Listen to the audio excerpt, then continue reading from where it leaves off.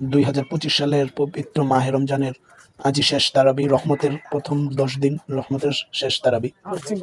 তো শেষ তারাবিটা রহমতের শেষ তারাবিটা মানে প্রথম 10 দিনের 10ম তারাবিটা করেছি, যেটা সবাই একটা হচ্ছে এসি মসজিদ বলে। আমি জানতাম এসি মসজিদ, কিন্তু আসলে মসজিদের নামটা কিন্তু বিশাল। মসজিদের নামটা হচ্ছে পশ্চিম বক্সনগর বাইতুল মামুর জামে মসজিদ, কেন্দ্রীয় জামে মসজিদ।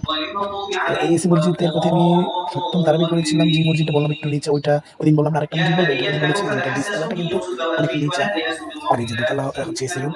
তো নিচ, আর এখন আমরা তিনতলা যাচ্ছি। তো নিচতলাটা কিন্তু আসলে আগে এত নিচে ছিল না, রাস্তা উঁচা হওয়াতে এটা হয়তো বা মসজিদটা নিচে উঁচা হতে হতো, উপরটা অনেকটা ছোট হয়ে গেছে, যার মানে আগে ইমাম সাহেব দিকে একতলায় পড়ে, এখন দোতলায় সবাই পড়ে, আর নিচতলাটা খুব নিচে হয়ে গেছে। আর এই জায়গায় এখন এসি আছে নিচতলায়, জাস্ট একটা নর্মাল এসি, আর একটা হচ্ছে যে মেডিকেল একজনের বড় ধরনের এসি প্রয়োজন ওগুলা। তাছাড়া হচ্ছে প্লাস্টিকের বড় ফ্যানগুলো হচ্ছে 6টা, আর দেওয়ালে ফিট করা 3টা।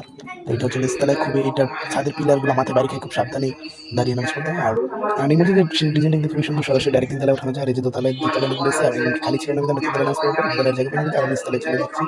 দেখেন ডিজাইনটা কিন্তু সুন্দর সিঁড়ির। তো নিচতলায় এখন ইমাম সাহেবের জায়গাটা খালি থাকে, আর সবাই পিছনে নামাজ পড়ে, আর ইমাম সাহেব এখন দোতলায় থাকে।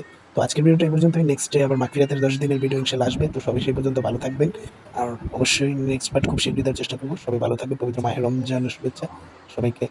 আসসালামু আলাইকুম।